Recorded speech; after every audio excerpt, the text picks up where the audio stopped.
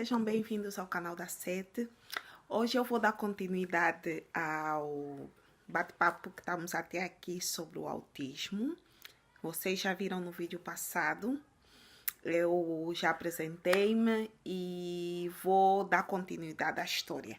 Para quem quer saber do ponto da situação, como é que tudo começou, tem que assistir o vídeo passado e eu vou continuar. Bem, eu falei da minha experiência, falei que o meu filho passou a ir para uma creche e nessa creche foi onde as professoras chamaram para dizer as suspeitas que eles tinham do comportamento dele. Depois disso tudo eu fui para o médico de família. O médico de família mandou-me para um centro especializado em diagnóstico de crianças especiais, que é aqui chamam centro assim mais ou menos audiológico, e neste centro tem vários especialistas, tem fisioterapeuta, tem terapeuta do comportamento, tem terapia da fala, tem psicólogo, psiquiatra, um time bem organizado de vários especialistas que têm a capacidade ou têm um conhecimento de fazerem uma análise ao teu filho e depois darem o diagnóstico. E como é que eles fazem isso? Cada um deles, em momentos diferentes, vão pegar o teu filho, vão colocar numa sala ou num local e deixam ele fazer, dão algum exercícios para a criança fazer, ela vai fazer, depois deles todos analisarem, eles vão fazer cada um relatório que vão entregar ao psiquiatra, que é o psiquiatra que normalmente dá o diagnóstico final. O psiquiatra vai analisar todas as histórias, depois vai dar o diagnóstico, depois disso sentamos todos à mesa, todos os especialistas comigo, ou com os pais da criança, vão conversar e vão dizer quais são os meios ou qual é qual o caminho que você deve tomar a partir do momento que você tem um diagnóstico, a escola, as terapias, o que eles sugerem para a criança nessa situação. Mas se vocês quiserem saber mais profundamente, se tiver alguém aí que quiser saber mais profundamente o que se faz precisamente, o que se faz detalhadamente neste centro, comenta aqui que eu dou as informações, porque eu acho que não vale a pena aprofundar muito. Eu quero dar uma imagem geral da situação, mas se tiver algum ponto que vocês acharem, não, eu gostaria de saber mais sobre isso ou sobre aquilo, vocês comentem aqui e nós vamos falar, tá bem? Bem, como vocês já devem saber, o autismo tem vários tipos. Não podemos dizer que essa criança é autista e que todos os autistas são iguais. É totalmente diferente.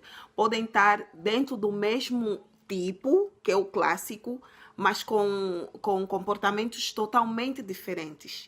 Então, o Lucas foi diagnosticado com o autismo clássico, que é o mais baixo, pronto, é o mais pesado do nível de todos os autistas. Digo que é mais pesado porque normalmente as crianças com esse tipo de autismo são crianças que mostram um comportamento mais visíveis de que alguma coisa não está bem neles. No caso do Lucas, na altura, ele ainda não falava, andava com a ponta dos pés, tinha aqueles estereotipos de abanar as mãos, qualquer coisa, quando era demais, ele tinha as mãos aqui nos ouvidos e só imitações, não saía nenhuma palavra assim que pudesses reconhecer, era apenas sons, barulhos que ele fazia. Principalmente quando ele tivesse a ter um daqueles estereotipos, que é da mão, ou alguma coisa assim. Vocês sabem que esses estereotipos que as crianças com autismo têm é uma maneira que eles têm de se expressarem, de se comunicarem. Eu vejo algo, eu falo o que eu vejo, o que eu penso, ou como é que essa informação veio para mim. Uma criança com autismo não consegue fazer isso, porque eles têm problemas na comunicação, principalmente. Vejam este exemplo. Este é um cérebro normal e este é um cérebro de uma criança com autismo. Vocês veem que o nosso cérebro conecta-se em tudo, está tudo conectado. E o cérebro de uma criança com autismo está dividido, não tá, a comunicação está separada. É como se fossem ilhas que têm que ser alcançadas com informações. É nesse ponto que eles têm muita dificuldade, porque eles, para conseguirem dar a informação para o outro lado do cérebro, é aí onde existe a dificuldade. Por isso é que o autismo tem esse déficit na área comunicativa. O cérebro não estão conectados como os nossos, todas as partes dos cérebros. E aí dificulta a comunicação, o comportamento, a expressão. Eles fazem todos esses estereotipos. É uma maneira dele. Ele viu um carro a passar. Para ele, o barulho que o carro fez é como se fosse uma ambulância que chegou. Então, ele tem a tendência de fazer isso. Mas nós não ouvimos como uma ambulância. Nós ouvimos como um carro normal. Mas para o cérebro de uma criança com autismo, de um adulto com autismo, que se estiver melhor treinado, tudo isso já acostumou-se. Mas a criança, quando ouve esse barulho que nós vimos como algo normal, ela tem esse tipo de reações, esse tipo de estereotipo que nós achamos estranhos. É uma maneira que eles têm, é uma forma que eles têm de se comunicarem, de expressarem o que vai dentro deles. Bom, depois de obter o diagnóstico, Lucas na altura tinha 2 anos e qualquer coisa, 2 anos e meio. Fui transferida para uma creche especial, porque nessa creche já tinha ele ficava das 9 às 3 da tarde, mais ou menos, e tinha várias terapias. Pronto, as professoras estimulavam a fala, estimulavam a parte motórica, física, porque o Lucas até para cair tem que ser com muito cuidado, faziam exercícios e ele era muito estimulado. Só que nesse tempo, essa creche ele ficou dos 2,5 até os 4 anos, essa creche, porque as crianças aqui na Holanda vão à escola com 4 anos. Então, a partir dos 4 anos, a creche havia de fazer um relatório, uma análise e dar a transferência. Essa transferência nós tínhamos que ver se era para uma escola normal, uma escola ou uma escola especial. Uma aqui na minha cidade e uma a 45 quilômetros daqui da minha cidade. Claro que eu queria ter o meu filho aqui pertinho, mas eu fui ver a escola e eu vi que eles apenas ensinavam a criança a desenhar, a ir fazer compras. Não aprendiam nada de matéria, de matemática, de geografia, de história. E eu acho que o meu filho tem a capacidade de aprender ainda alguma coisa. Eu não queria que ele ficasse só assim no superficial, ir para a escola, aprender a ir fazer compras só. Se ele tinha capacidade, então eu lutei para ele ir para essa escola que fica a 45 quilômetros aqui da minha casa. Ou precisava de uma ajuda do governo para o táxi, porque eu não podia ir e vir todos os dias, porque na altura eu trabalhava fora de casa e não tinha como. Então consegui a ajuda do governo, ele tinha um táxi que vinha apanhá-lo e mais algumas crianças aqui da cidade que iam para a mesma escola. Gosto muito da escola até hoje. O Lucas está lá porque é dos 4 até os 12, depois dos 12 vais para outra parte da escola que é já um ensino médio, como nós dissemos. Mas essa escola ele entra aos 4 e pode sair até os 20 anos. E quando ele sair dessa escola, ele já sai com uma formação, com uma profissão. Não só com diploma de profissão, mas com um trabalho. Ele não sai da escola sem ter um sítio onde ele vai trabalhar.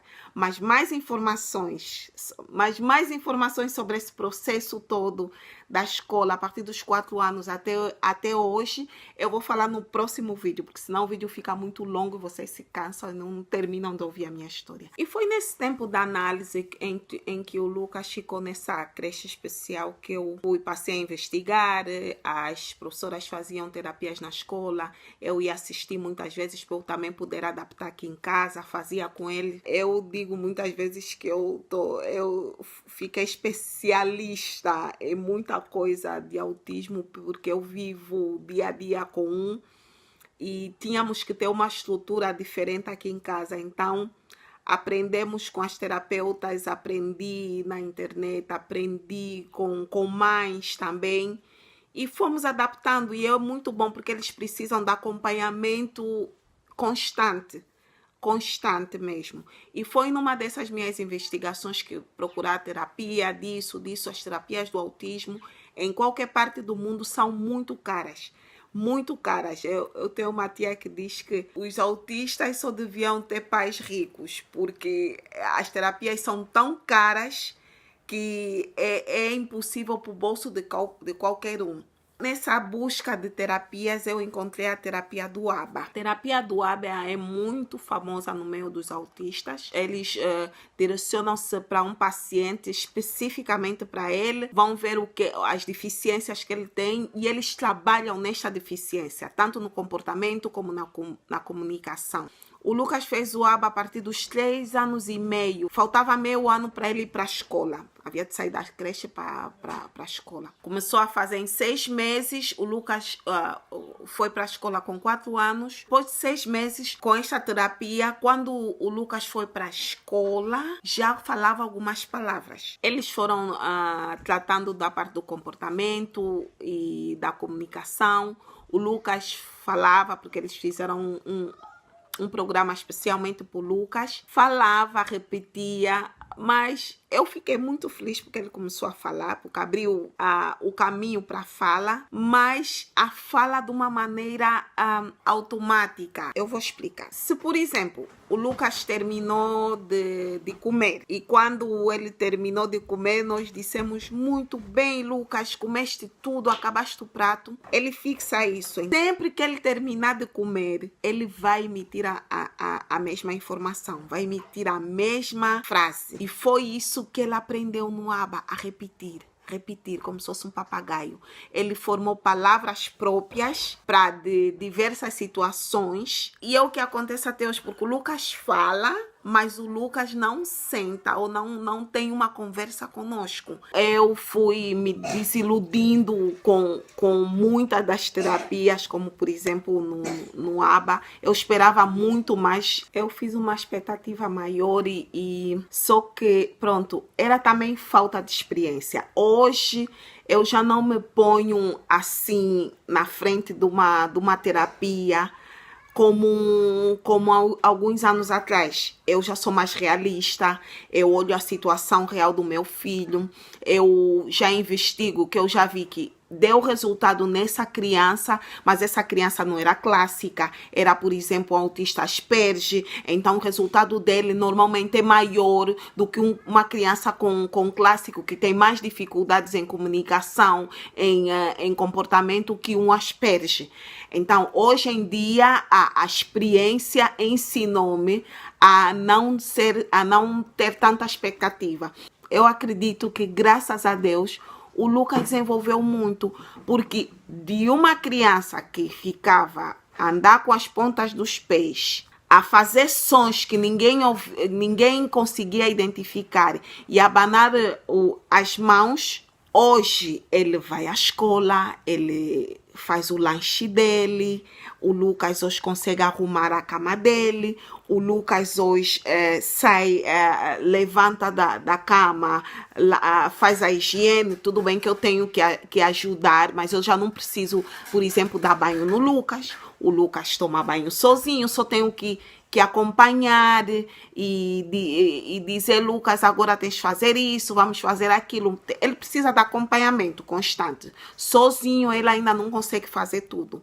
Mas de longe eu já tenho um Lucas que não passa o dia todo a fazer sons ou a pular. Bem que ele tem momentos que faz sim no dia, várias vezes, que ele precisa tirar toda a informação que entra dentro dele, mas diminuiu muito. Então é com esses olhos e não frustrada, porque eu me frustrava com tudo isso. Fez essa terapia ou não fez, não fala, não mudou isso tudo. Eu punha uma expectativa muito grande nas terapias e que não é esse o objetivo. Nós temos que celebrar cada mudança, cada melhora no comportamento dos nossos filhos. Algo que eu aprendi com o tempo. Algo que você só aprende quando vai vivendo. Ou te frustras ou aprendes a conviver com tudo isso. Não sei se alguém aí também teve a mesma experiência que eu nesse caso.